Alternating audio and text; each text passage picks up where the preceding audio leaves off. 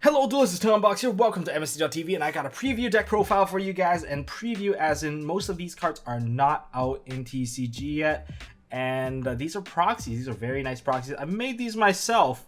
Hopefully you guys like this whole profile, and I'll go over how this deck is actually played.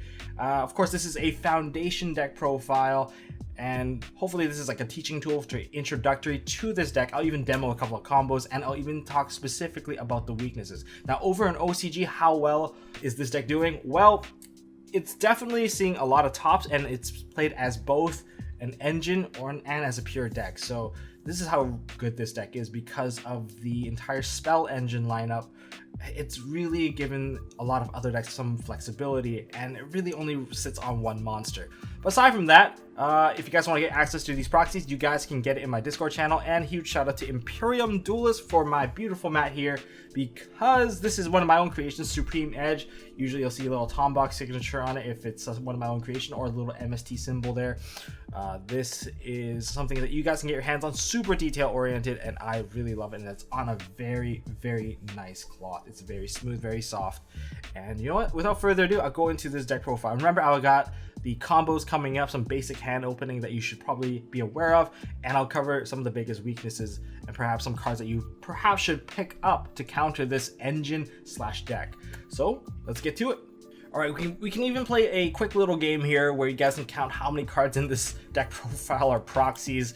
It's gonna be pretty hard because they actually look pretty good. I could sneak one or two in there, but you know, you can see if you can play it like Pokemon and see if you can catch them all. So starting off with the main deck monster, the only main deck monster of the archetype, which is Sky Striker Ace Ray. She's very important. She's dark, she's a warrior, and those things kind of add up to other synergies with the deck. But the main thing is her effect is she has a quick effect to tribute herself to summon out a Sky Striker Ace monster from the extra deck into the extra monster zone, and it only goes to the extra monster zone. So if you have a link going on, you can't really tag her out properly. So that's just a heads up, because it plays pretty crucially when it comes to tagging her in and out to survive a lot of plays. Aside from that, if your extra monster zone Sky Striker Ace monster is basically removed, you can special summon her out from the graveyard, and then basically she can tag out because her effect is a quick effect. And that's why it's very important. Now, in my current build, which is a semi-pure build, I added a pair of Darkest Diablos Lord of the Lair in there because Ray is dark, she tributes herself, so Darkest Diablos can summon himself out. And on top of that, although we don't want to have any monsters in the main monster zone, Darkest Diablos can remove himself by basically tributing himself or other dark monsters. And he's also a pretty decent monster, but when he tributes himself or any other dark monster, he gets to rip a card out of your opponent's hand, which is very good at just controlling your opponent's card advantage. And he can remove himself as well, which frees up your main monster zone to allow your spells to activate, because there is a restriction on a lot of the Sky Striker spells, which is you can't control a monster in the main monster zone. Now, following up with that, I have a Toon monster, Toon Cannon Soldier. Very good monster, especially if you run the Darkest Diablos, especially when you open with the Toon Table of Contents plus this. You basically get a big untargetable beat stick, and also you can burn your opponent secretly for 500 or perhaps even 1,000, depending on how many monsters your opponent gives you, because your opponent is very likely going to kaiju you. So you can use Toon Cannon Soldier to get there, but if you don't play that, there is an alternative card that you can use as a Toon monster, Toon Cyber Dragon. With the Chimera Tech Mega Fleet Dragon, this is one card that can eat up your opponent's extra monster zone monster. But yeah, that's another flex card that you can use. Perhaps you'll see this more in the side deck, but if you don't want to play the Darkest Diablos, definitely this is a pretty decent choice, because it will give you a big beat stick that sticks onto the extra monster zone. And one of the great things about the whole Sky Striker deck is that you don't need to use any of the Sky Striker monsters to have all the effects. The only condition is that you don't control any monsters in your main monster zone. So they're zone heavy. Now I have a set of hand traps here. I have a pair of Ash, Blossom, Joyous Spring. Don't want too many of these, because if I open with a handful of hand traps, I'm not getting to where I need to go. And if you're wondering, do I actually have ashes? I do have real ashes. The reason why I don't want to, well, unsleeve these is because I've actually damaged them by unsleeving them. too many times throughout, like from the Zodiac format all the way to now. So I've proxied these ones, and I think a lot of people would appreciate to have these if they actually have multiple decks, especially if they want to stay competitive in practice. It's fine. Only switch them out when you go into competitive setting at a tournament. But this way you can prevent your ashes from taking damage, and that's how I like them. And here's a little hint: these are proxies. Next up, we have a pair of Ghost Ogre. I believe this is one of the better hand traps in the upcoming format because you can use this to remove Sky Striker Ace monsters from the extra deck, or sorry, extra monster zone, and you can also use this card to basically, it's a very flexible card to actually just remove threats off of the board and kind of interrupt the combos. I think it's actually a very powerful card in the upcoming format. And that's basically it for the monsters. Let's look into the spells. Because this deck focuses on synergizing by throwing 3 spell cards into the graveyard, having 3 spell cards in the graveyard will allow you to get extra effects off of your spell cards. So starting off with the Upstart Goblin, 39 card deck, and gives you 1 card count towards that 3 spell card count. Reinforcements of the army, because Ray is a warrior. We have triple Toon Table of Contents. Let's do this right. 1, 2, 3. Because this is one of the best cards you can open with. If you open with this card and you have any of your combo pieces, or you already have a Ray, you can actually go off pretty hard. And I'll probably demo a combo that includes one of these. It's going to be pretty nutty, but you can use this to search all the way into the Toon Cannon Soldier or the Toon Cyber Dragon. Or even if you have open with multiple, it's actually okay because there's a lot of cards in the deck that can toss this into the graveyard for you, so you don't have to pay the cost with your actual cards. So it does work in a way. Even worst case scenario, you have too many copies of this, you can still get rid of them for activating other effects. Next up, the best card, Sky Striker Startup Engage. This card is your other Rhoda. You can basically activate this when you control no monsters in your main monster zone. Add 1 Sky Striker card from your deck to your hand, except for Startup Engage, so you can add itself. However, when you have 3 or more spell cards in your graveyard, draw an additional card. No, most of these cards are not once per turn. In fact, most of this deck is not once per turn, so that's something to keep in mind. So if you actually activate this once to get your search and set up your engine, and then you go into Shizuku, you can add this back, reactivate it, and maybe you'll get an additional draw this time. You can actually set up your back row pretty nicely. Next up, this is one of the most important cards in the entire deck, which is Sky Striker Mecha Hornet Bit. What does it do? All it does is summon out a token, and the token has to be summoned out in defense position, but it is a Sky Striker Ace token. So with that regard, you can use the token to go into the Link monster, and that actually works out for you. If you have 3 or more spell cards in the graveyard, the token has 1500 attack and defense. But remember, this is a quick play spell, and the moment you put the monster into your main monster zone, you can't activate any of your other ones. But if you have multiple of these, you can actually chain them all off, and then you can summon multiple tokens. But I'm not sure why you want to do that unless you're trying to go into a bigger Link monster. For Flex, there is 1 Jamming Wave. So in this deck, there's actually a lot of removal cards, and they're kind of interesting because the spell removal, this is a Jamming Wave. You can target one of your opponents or any set back row, and you can destroy it. But if you have 3 or more spell cards, you can destroy monster non-targeting, which is a very nice effect. And the exact opposite, which is a Sky Striker skill Afterburner.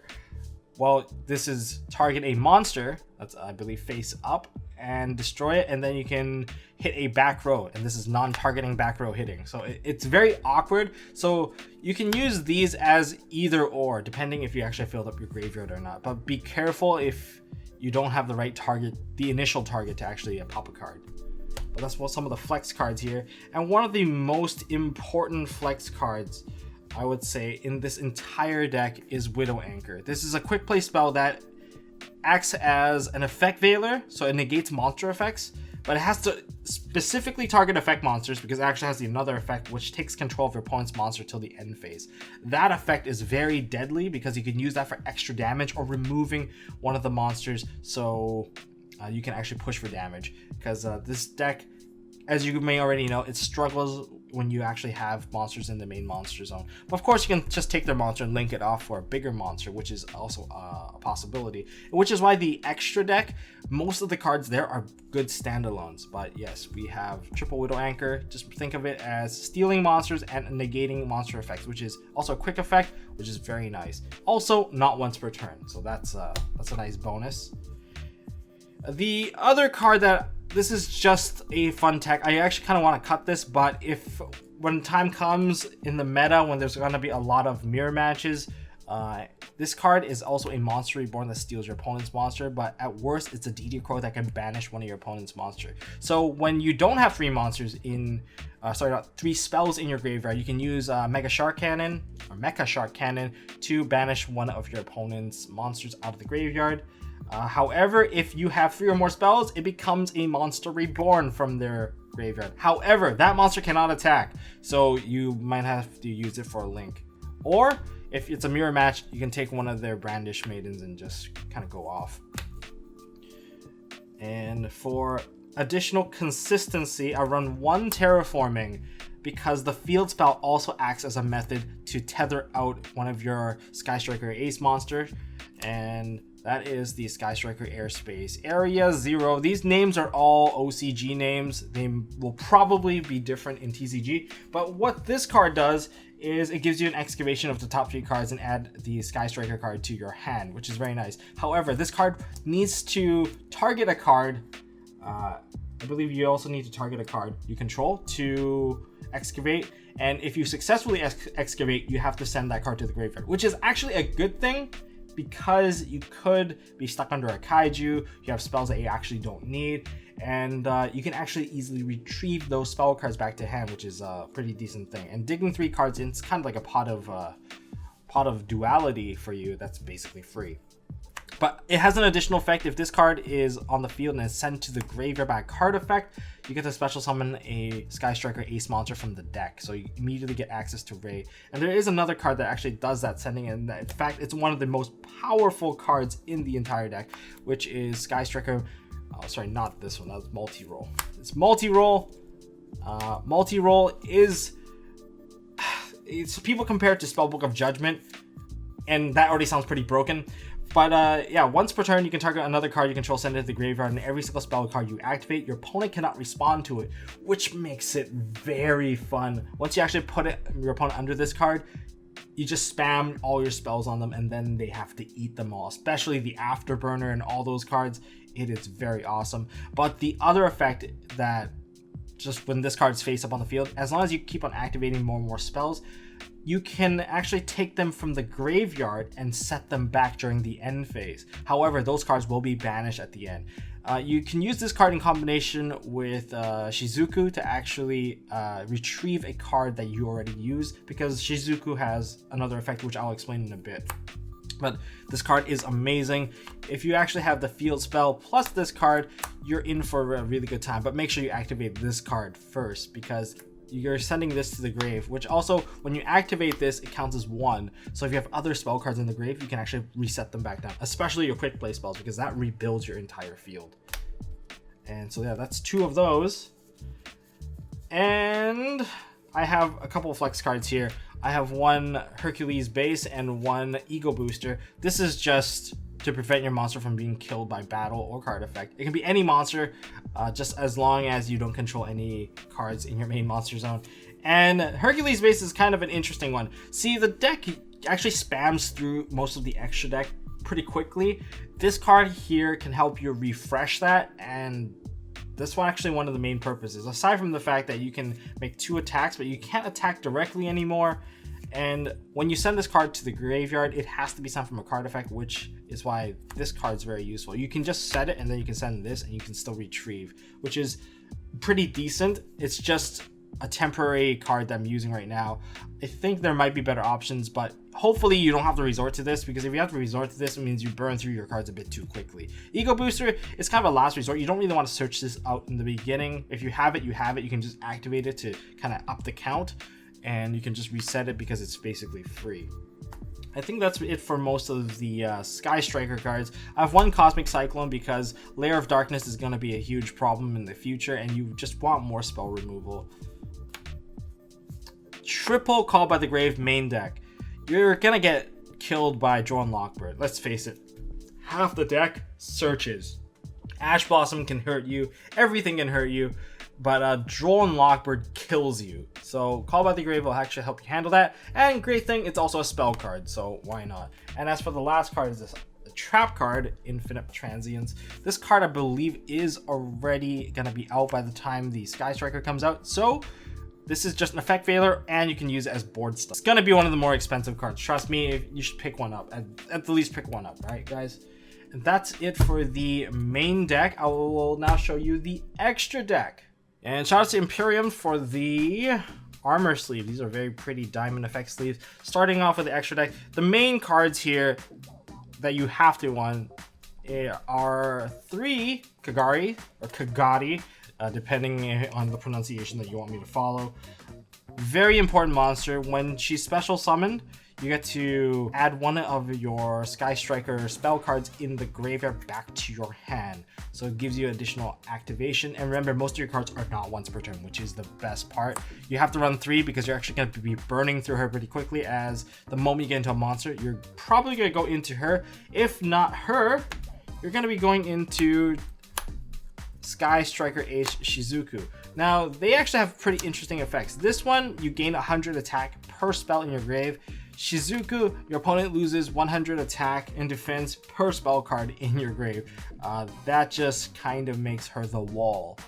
If she sets up correctly, it's good. But during the end phase of this turn's special summon, you get to add a Sky Striker spell from your deck to your hand. However, it cannot have the same name as one in your graveyard, which is why the multi-roll is very important. You can use the multi-roll to actually fetch back a card so that you can add an additional copy of another card. Usually that's going to be, if you're not under threat, it's probably going to be another startup engage. And you can probably set one and add another one, especially if you already have something to protect the Shizuku. But yeah, those are the main monsters. Aside from that, all the other monsters are pretty decent standalone monster. Starting off with my Link 1, I have one Link Karibo. This is an actual copy, bonus hint. Link Karibo is pretty useful because it will help you bring back your Darkest Diablos if you already went into him. And you can summon him through the token, I believe, because the token is level 1. Next up, Nightmare Phoenix. So when your opponent starts to give you monsters, you're kind of stuck with it and you need to link them off. And Nightmare Phoenix is a pretty good choice because upon summoning, it already gives you some form of plus. Well, it's not exactly a plus. You're actually going to have to ditch a card out of your hand. But this deck is pretty good at generating card advantage. That you're losing a card or two in your hand is actually okay. And you can use this card to destroy one spell trap that your opponent controls, which is actually not too bad. But yeah, if your opponent gives you a monster, this is one option that you can go into. But if you have extra monsters that you can use, and they're all different names, you can go into Nightmare Unicorn. Nightmare Unicorn gives you a removal to shuffle one card on the field to the deck by discarding a card. And of course, if you have a co-link with this, I believe you get to draw a card too. But this is just one really fun card to actually have access to. This is coming out in the next set, Flames of Destruction, so this is actually a very popular card. Then we have this card that's not even confirmed yet, which is Crystal Needle Fiber. If we get it, we get it. If we don't, just fill it with another card. But this will give you access to TG Wonder Magician. You have a lot of tuners in the deck already, which is basically all your hand traps. And if you actually just get into it, just summon a hand trap, and well, you can go into a TG Wonder Magician, which can pop a back row, pop a card, and when she dies, you get to draw a card, which is apparently the monster to go to at the moment. And up they go. And for other cards, we have a Topologic Trisbana, just because it requires only 2 effect monsters and has a lot of vanishing effects, and you can burn your opponent. Also has a big booty. That's the only reason why you're really running this card. And Ningirsu, if you somehow manage to get 2 links. If you get a link monster, say from the Needle Fiber, and you somehow have a token, you can go into your Kagati. Kagati could perhaps get you some advantage, and then you can link them both off into a Ningirsu. Ningirsu can probably just get rid of some threats and then push for extra damage, and 25 body is a pretty nice body. Remember, all your extra deck monsters must facilitate some sort of effect as a standalone effect, or else they're not going to be very good. This is why this is the extra deck choice. If you somehow get into a Borolo Dragon, I don't know how you got to a Borolo Dragon, but if you get there, go into him. He has the anti-targeting capability from monster, which is absolutely amazing, especially when you can protect him with a ton of back row now. It makes him a very sticky threat. And I'm not sure if you actually want to steal your opponent's monster, but I guess you get additional damage. But make sure you get rid of that monster as soon as you can, because it actually shuts off the protection from the back row, and that kind of sucks. And as the last monster, I have a Chimera Tech Mega Fleet Dragon. Just requires 1 Cyber Dragon monster plus 1 monster in the extra monster zone. Very easy access. Use it to clear. You got it a 24 body. I believe you gain 1200 attack times the number of fusions used. So I guess this is actually one of the best ways to actually go about it. You can put him to 36 if you really want to. I don't recommend it though. But putting him out there, just a 24 body, just swing. It's usually stronger than your Sky Striker Ace monsters, because your Sky Striker Ace monsters aren't really going to get that powerful. You actually have to throw in a ton of spells, at least 10 spells before they can kind of equal their power. So that's basically it for the extra deck.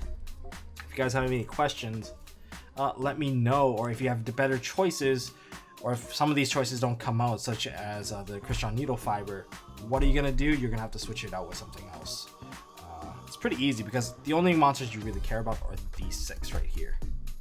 Now this is some cards that you can actually side against the deck without kind of ruining your side deck with some really harsh sides. But starting off with Drone Lockbird, if you don't already have this, you should probably get a copy of this, because it's super important. Drone Lockbird shuts down the turn. Unless they have Call by the Grave, this will basically give you a free turn. The whole deck is made up of searches. I mean, you got Upstart Goblin that can trigger it, you got Rhoda, triple Startup Engage, 3 Tune Table of Contents. Basically, this is always live. If you have it, you can use it. Next up, Anti-Spell Fragrance.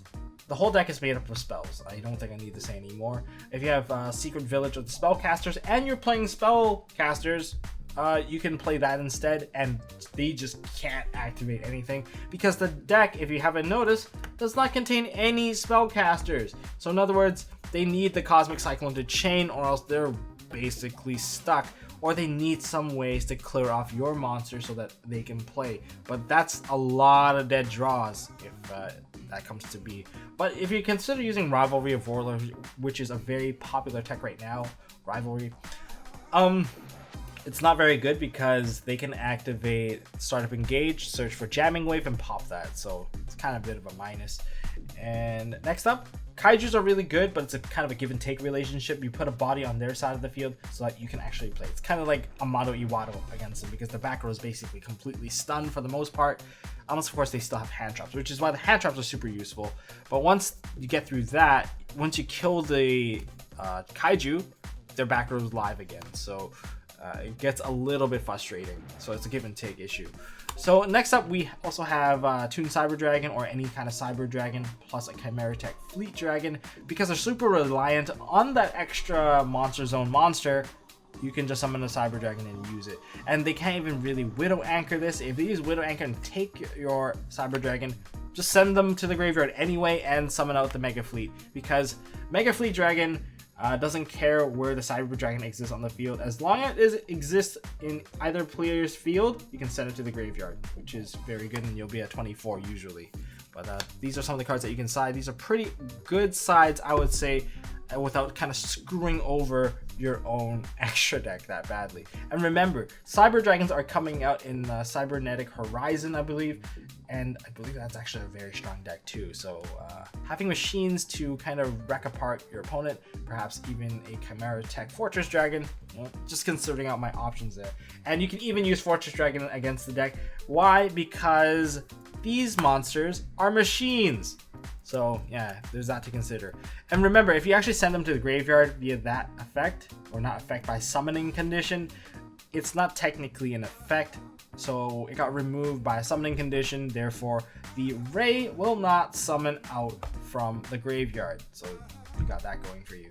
But that's some of the side deck. Okay, for this combo, I'm gonna make it as organic as possible due to the fact that depending on what you have, it actually changes. So I'm only gonna demo one of the opening plays, the sackiest one, which is having Toon Table plus a Sky Striker Startup Engaged. Of course, these are OCG names for these guys, so names may change in the future, and I'll do an update when this stuff comes out. Okay, starting off with, I guess a shuffle.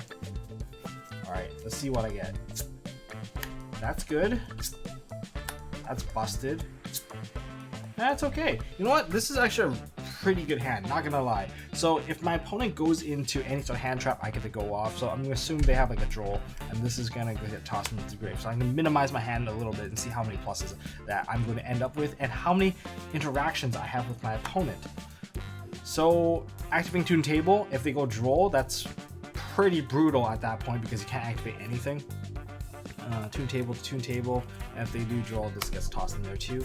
And I'm gonna get into another Toon Table and get into that Toon Cannon Soldier. So this sets up every single second effect from all my Sky Striker spells. Where's my Toon Cannon Soldier? There it is. So get the Toon Cannon Soldier. So right now I have 4 spells engraved, which means that the Startup Engaged, due to the fact that they're not once per turn, is pretty damn busted. And because I have 2, and I'm not under any sort of draw, the only thing I'm kind of worried about is getting hit by... I could potentially get hit by still an Ash and an Ogre. But I'm going to go with the Startup Engaged, and this time I'm going to add a multi-roll. Because I am greedy. Sometimes greed pays off. In this case, you can actually be safe and be greedy at the same time, which is actually pretty nice. Because if you ash this, and this one you can actually play it safe and start going into your combo. And because you have an Ego Booster, you can actually play it pretty nice. So I actually get an additional draw aside from my search. So let me get a draw for this. I got the Hercules base, which is not the best, but it's something I can work with. I can probably set it to the graveyard too. So you know what? That gets sent to grave. And I can actually make it super safe now because I have the multi-roll. Actually multi-roll when you get it because it's just a safe thing to do. It makes it so that all your spells can't be reacted to. So I'm going to set the Hercules base and I'm going to use the multi-roll and send this to graveyard. Now nothing can be activated. Do I want to send my cards back into the deck? Not really. I guess I could technically put this back just so that I can fetch other copies with the other Link monsters, but it's okay. So I activated 0, I guess. I only activated this right now. So actually I have to put a counter on this because this is like Spell Book of Judgment. It gets to retrieve most of my spells back onto the field. It just sets it back onto the field, which is really awesome. Starting to engage, so that's 1. Just remember that. My opponent can't react to this anymore, so everything is basically free game here. And I am going to... I already sent a card to the grave, so I'm going to play it safe. I don't need the field spell. I can't send the field spell to the grave, so that's unfortunate. I'm actually going to go into a Ray this time. And I get to draw 1 card. I could technically go into Hornet Bit, but I think Ray might be, for the game 1 anyway, a bit of a safer choice. Unless if I do draw into Darkest Diablos, which is absolutely awesome, but I didn't get there. Okay, that's alright. That's 1. But Terraforming, let's actually go with the Terraforming. Terraforming is actually pretty good because I could get an Excavation here. Let's go into Grave. Activate this. The Ego Booster is pretty decent to protect my monster, and especially if I think my opponent has an Ogre, they have to choose between what to Ogre now, which is to me a very good thing. To my opponent, maybe not so much. I can set this and get an Excavation to actually be a bit safer, but now this is actually at 2 because I activated another spell card. Now I really don't want to summon and actually commit yet, but you know what, it could be worth it. It's not too bad. I'm going to normal summon this card. Well, I can use the effect or anything else. I can just like link her off right now. I'm gonna link her off and go into Kagari's effect. I am going to add back Startup, which is awesome. and I'm going to play it again, and that's a third spell. I believe it's not for every different name activated. Nope, just number of spells. So that's 3. I get to add another card. This time I'm going to add something a bit safer. I'm going to add the Widow Anchor because I can interact with my opponent with this card. And I can actually reuse it again later on in my own turn. Because this card is for both my opponent's turn and my turn. So I can reset my cards. So this is actually to hand. I get to draw 1 card. Okay, so I got into Darkest Diablos, which is a very safe thing if they do remove my monster from the extra monster. This is going to come out, I'm going to tribute it, it's going to come out, and this will tag out with it, which is great. So it could be like one of my last resorts. So current hand, it looks like this. I'm going to keep it right here because I'm not going to use my zones here. And this is in the grave. So what I'm going to set is, I'm going to set 2 cards to protect my cards here. And as for anything else, I'm going to tag this one out now. And I'm going to go into Shizuku, which is pretty decent.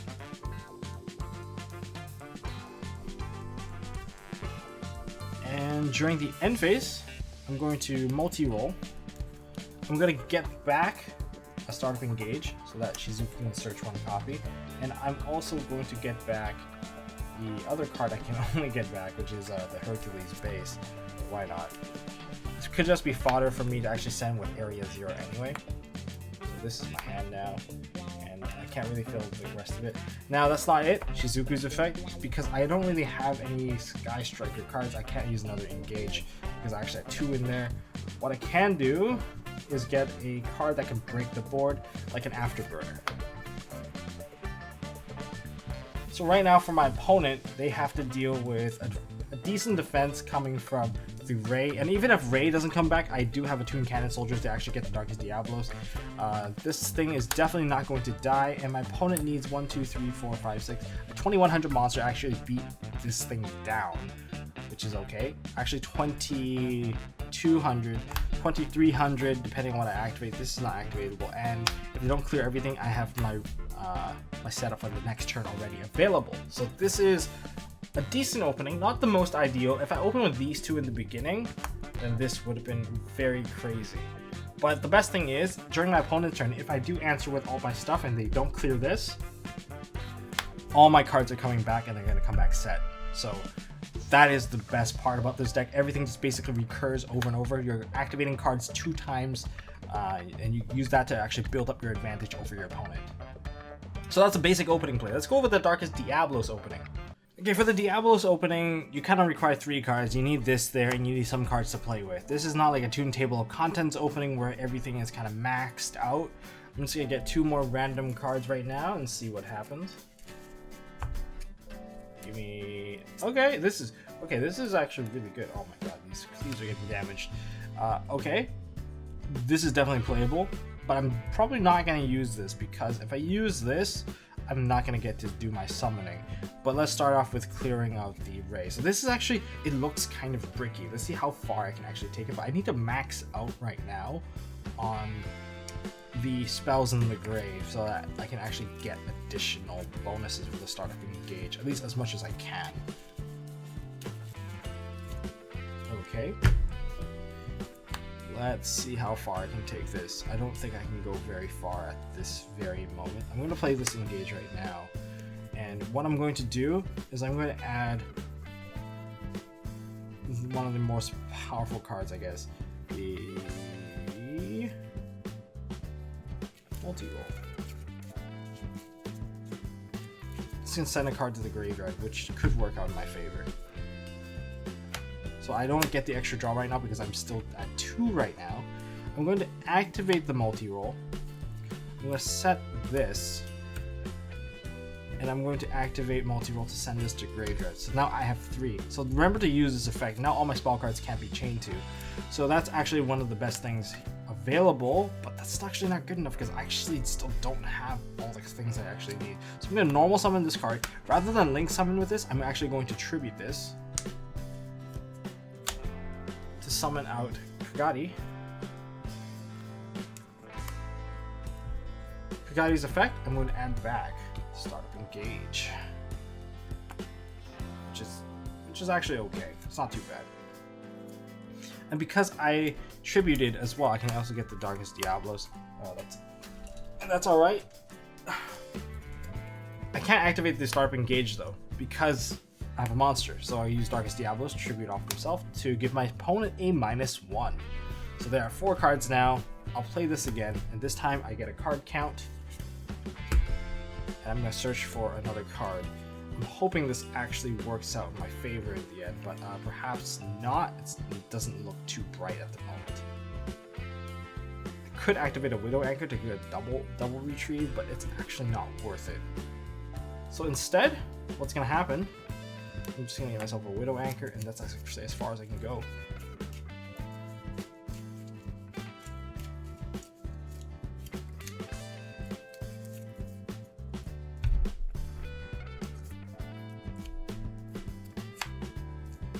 This goes to grave, and I still only have 3 cards in the graveyard, so I don't actually get anything here, but I do get a card back. So when I set this card, and I link this one to Shizuku,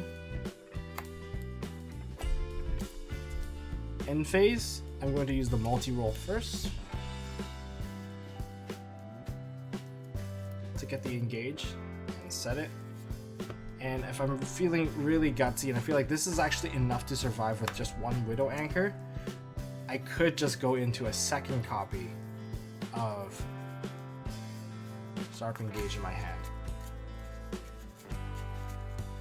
Because right now I don't actually have another copy, so it doesn't actually look too weak. If we go first, this is actually still quite annoying because if they remove the Shizuku, this comes back out. If this comes back out, I'm going to tribute it off and summon out another copy of Kagari. Kagari's going to retrieve this, and this will also summon out. So this is just a constant annoyance. And the only reason why this would get removed, and if this gets removed, then I'll have Widow Anchor to actually start blocking. But aside from that, I'll be kind of locked out. And even if he leaves that on the field, I'll just tribute it off so that I can get access to basically all my spell cards again. So that's exactly how it's going to work out, if it's under the most ideal situation. But that's all I got for this video for you guys. Hopefully you guys enjoyed it. Hopefully you guys use this as a foundation. I know there's also the Invoker play, which is also pretty damn nutty. The Invoker play is really awesome if you know how to get into the Invoker. So you actually summon out this, go into the monster, go into Hornet Bit, link them off into the Invoker stuff, and it basically moves on from there. If the Invoker stuff kind of gets popular, I'll probably do a little quick demo on it. But if you guys enjoyed this video, hit me up with a thumbs up if you guys want to see more stuff from MST.TV. And don't forget to check out this mat because it's a very, very nice mat. Check out Imperium Duelist. I'll probably do a feature duel on this thing. And as always, don't forget to hold on to your MST.TV, and I appreciate all of you guys. Love you all. Hey guys, thanks for watching. If you like this video, please drop us a like so we know we are doing a good job, and you can also subscribe to MST.TV for more fantastic videos by clicking on the button on the left. Don't forget to check out our partners at Imperium Duelist. They make really high quality mats, including some of my own limited edition release stuff. And if you want to check out one of our past videos, click here on the right. As always, don't forget to hold on to your MST.TV, and I'll see you next time.